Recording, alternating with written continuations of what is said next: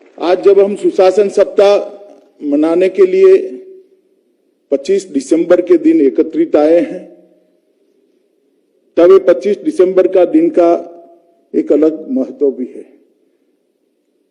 दो ऐसी विभूतियों का स्मृति इसी दिन के साथ जुड़ा है, जिन्होंने देश के विकास के लिए, देश की आजादी के लिए और देश को एक नई दिशा दिखाने के लिए अपना पूरा जीवन का क्षण क्षण, शरीर का कण कण लगा दिया।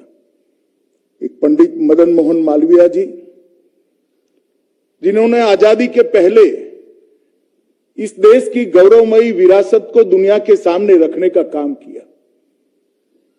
भारत की संस्कृति, भारत की परंपराएं, भारत का पौराणिक ज्ञान, भारत का विज्ञान, वैदिक गणित, वैदिक भूमिति, ये सारे विषयों को लघुता ग्रंथि से बाहर आकर दुनिया के सामने गौरव के साथ बताने का काम किया।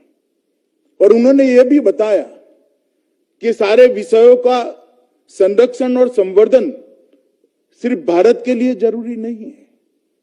भारतीयों को भी यह बताया कि इनका संरक्षण और संवर्धन सिर्फ क्योंकि ये वो हमारे पुरखों ने अर्जित किया है ज्ञान, इसके लिए जरूरी नहीं है। ये ज्ञान के अंदर दुनिया की बहुत सारी समस्याओं का समाधान है, इसलिए दुनिया के लिए भी जरूरी है कि भारत इसका संरक्षण और संवर्धन करे और दुनिया भर में इसको प्रचारित और प्रसारित करे।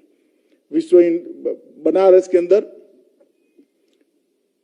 बनारस हिंदू विश्वविद्यालय की स्थापना करी, पूरा जीवन लगाया, एक भिक्षुक की तरह पैसा इकट्ठा कर भारतीय परंपरा के आधार पर नई आधुनिक शिक्षा पद्धति कैसी हो सकती है, इसका एक आदर्श खड़ा करने का काम किया। और आज भारत रत्न मालवीय जी का जन्मदिन है, हम सभी उनको याद कर श्रद्धांजलि देते हैं।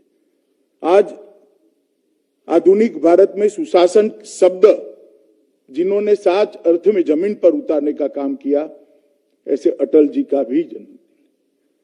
और अटल जी ने पूरे जीवन एक विचारधारा को लेकर अपना जीवन समर्पित किया।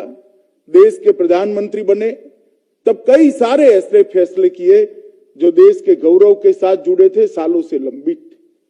बहुत कम कालखंड मिला, मिली जुली सरकार थी, ढेर सारी मर्यादाएं थी, फिर भी उन्होंने ये पूरा प्रयास किया कि आने वाले दिनों में सरकारें कैसी चलनी चाहिए, इसका एक मजबूत और अच्छा उदाहरण भारत के लोगों के सामने रखा जाए।